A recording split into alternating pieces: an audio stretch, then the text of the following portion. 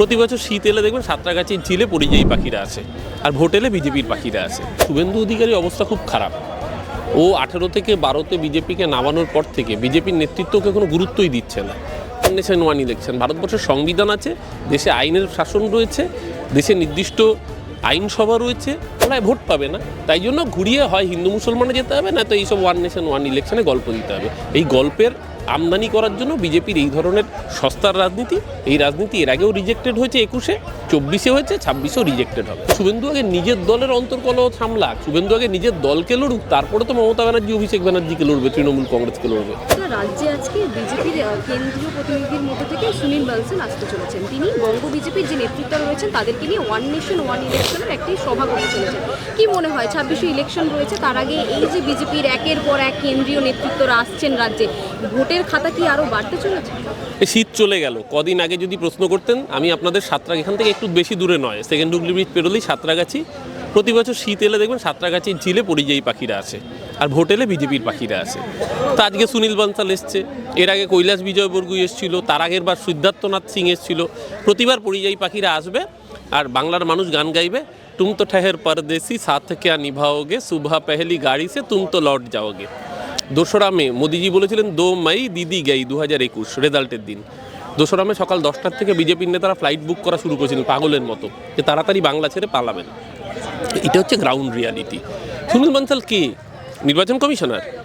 সুনীল বানসাল কে? Chief election commissioner, না স্টেটের ইলেকশনের দায়িত্বে আছেন? সুনীল বানসাল বিজেপির একজন নেতা, বিজেপির আরও 1,500 নেতার মধ্যে উনি একজন নেতা। বাকি 1499 জন নেতাও যা বলবে ওনাকেও তাই বলতে হবে। তো সুনীল বানসাল কী বললো? সুনীল বানসাল ঠিক করার কেউ নয়। যে ওয়ান নেশন ওয়ান ইলেকশন, ভারতবর্ষের সংবিধান আছে, দেশে আইনের শাসন রয়েছে, দেশে নির্দিষ্ট আইনসভা রয়েছে, সব কিছু মিলিয়ে চিফ ইলেকশন কমিশনার, 4টে স্তম্ভ, ভারতবর্ষের যে লেজিসলেচার, এক্সিকিউটিভ, জুডিশিয়ারি, সব স্তম্ভ, সবার সেখানে একটা কনসেন্টের জায়গা রয়েছে। সব কিছু মিলিয়ে সেটা ঠিক হবে। প্রথম কথা, ওয়ান নেশন ওয়ান ইলেকশন এই পন্থাটাই ভারতবর্ষের ফেডারেল স্ট্রাকচারের পরিপন্থী, যুক্তরাষ্ট্রীয় কাঠামো।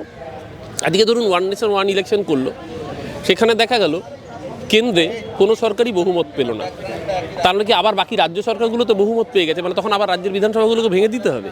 এই যে হাস্যকর এই যে যুক্তিগুলো, এই যুক্তিগুলো ধোপে টিকবে না বুঝতে পেরেই বিজেপি বুঝতে পেরেছে ওদের সামনে কোনো এজেন্ডা নেই। বাংলায় ওরা কী বলবে?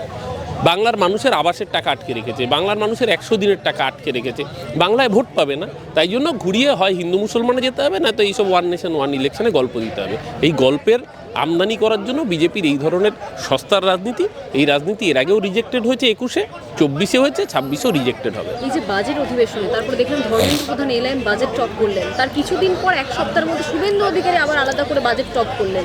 সেক্ষেত্রে দুবার করে কেন, আলাদা হবে কেন? না, প্রথম কথা হচ্ছে শুভেন্দু অধিকারীর অবস্থা খুব খারাপ। ও 18 থেকে 12-তে বিজেপিকে নামানোর পর থেকে বিজেপির নেতৃত্বকে কোনো গুরুত্বই দিচ্ছে না।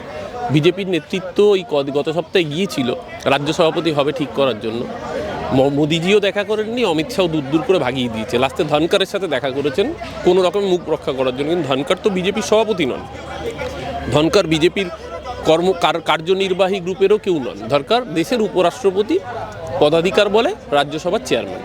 তো ধনকর কি ঠিক করে দেবে বিজেপি সভাপতি কে হবে? তো এই হচ্ছে শুভেন্দুর অবস্থা।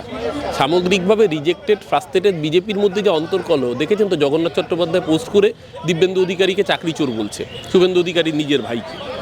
তো শুভেন্দু আগে নিজের দলের অন্তর্কলহ সামলাক, শুভেন্দু আগে নিজের দলকে লড়ুক, তারপরে তো মমতা ব্যানার্জি অভিষেক ব্যানার্জিকে লড়বে, তৃণমূল কংগ্রেসকে লড়বে। শুভেন্দু আগে নিজের দলকে লড়ে দেখাক, তারপরে এইসব গরম গরম ডায়লগ দেবে। তাহলে কি 26-এর আগে ভাঙতে ভেতরে 26-এ ওয়াক ওভার, মমতা ব্যানার্জি চতুর্থবারের মতো মামাটি মানুষের সরকার গঠিত হবে মমতাদির নেতৃত্বে, অভিষেক ব্যানার্জির সেনাপতিত্বে। 250-র কাছাকাছি আসন নিয়ে তৃণমূল কংগ্রেস আসবে।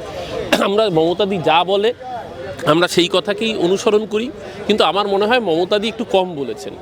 মমতাদি বিধানসভার অধিবেশনে বলেছিলেন 2/3 মেজরিটি নিয়ে আবার তৃণমূল কংগ্রেসই আসবে, মামাটি মানুষের সরকার আসবে। আমি মমতাদিকে এই ক্ষেত্রে আপনি বলতে পারেন আমি মমতাদিকেও ডিফার করছি। আমার মনে হয় মমতাদি যেটা বলেছেন তার থেকেও অনেক বেশি আসন নিয়ে, মমতাদি 2/3 বলেছেন, আমার ধারণা 3/4 আসন নিয়ে, অর্থাৎ 75%-এর বেশি আসন নিয়ে, প্রায় 240-50টা আসন নিয়ে তৃণমূল কংগ্রেস চতুর্থবারের মতো মামাটি মানুষের সরকার গঠিত হবে। বাংলা হান্টের আরো খবর দেখতে নজর রাখুন। বাংলা খবর মানেই বাংলা হান্ট।